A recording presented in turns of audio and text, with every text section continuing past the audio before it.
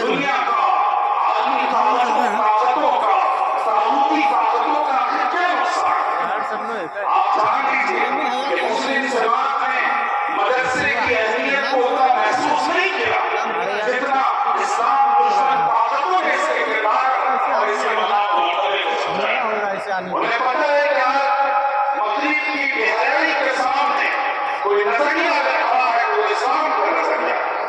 انہیں یہ معلوم ہے کہ ان کی ناجائز معاشی پالیسیوں کا مقابلہ کرنے، اس کا سبسٹیوٹ اور متبادل دینے کے لیے وہ ادارہ ہے تو وہ مدرسہ انسٹیٹیوشن ہے۔ پوری دنیا کی پولیٹیکل آئیڈیالوجی جو ظلم پر، ڈسکریمنیشن پر، زیادتی پر مبنی ہے، اس کے خلاف کوئی آواز ہو سکتی ہے تو اسی مدرسے کی جماعت۔ اس لیے آج ایوان اقتدار سے لے کر مغربی طاقتوں تک سبوں کو مدرسوں کے سجود پر اعتراض ہے۔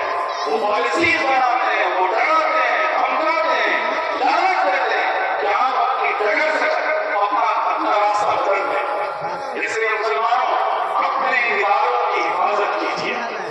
یہ ادارہ 1980 میں قائم کیا گیا، کمودیش 40-45 سال کا عرصہ اس پر گزر گیا۔ آپ کبھی سوچتے ہیں کہ اس ادارے نے آپ کے اس علاقے پر، آپ کی اس بستی پر، گاؤں پر کیا اثرات چھوڑے؟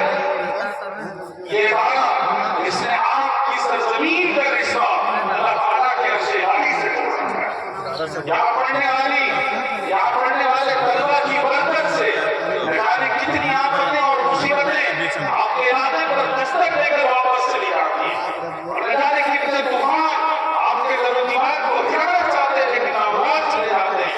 وہ صرف برکت ہے مدرسے کی، اللہ کی کتاب کی نسبت کی، آقا علیہ السلام کے دار گرامی کی۔ اس لیے مدرسوں کو اپنی جان سے زیادہ اس کی حفاظت کیجیے، اور اس کی حفاظت کے تقاضوں میں یہ بات شامل ہے کہ ہر گھر سے اس کا اتحاد اور اس کے گرد و پیش کی جتنی آبادی ہے، ہر گھر سے ایک بچہ اس مدرسے میں داخل کرایا جائے، قرآن پڑھایا جائے، حفظ کرایا جائے، عالم دین بنایا جائے۔ اور اس کے ساتھ ساتھ دوسرا حق یہ ہے کہ فتنوں کے اس دور میں مدرسوں کے خلاف بولنا، مدرسوں کی کردار کشی کرنا، مدرسوں کے اوپر بتیاں کسنا، اس سے مدرسوں کا کوئی نقصان نہیں ہوگا، لیکن یاد رکھیں آپ کی آخرت پر اس کا اثر پڑ سکتا ہے۔ اس لیے اپنے اداروں کی حفاظت کیجیے، یہ اسلام کی آخری پناہگاہ ہے۔ جس طرح غزوہ بدر میں اللہ کے رسول صلی اللہ علیہ وسلم نے اپنے صحابہ کو سربستہ کر دیا اور 1000 سے زائد افراد کا ایک لشکر جرار کھڑا تھا،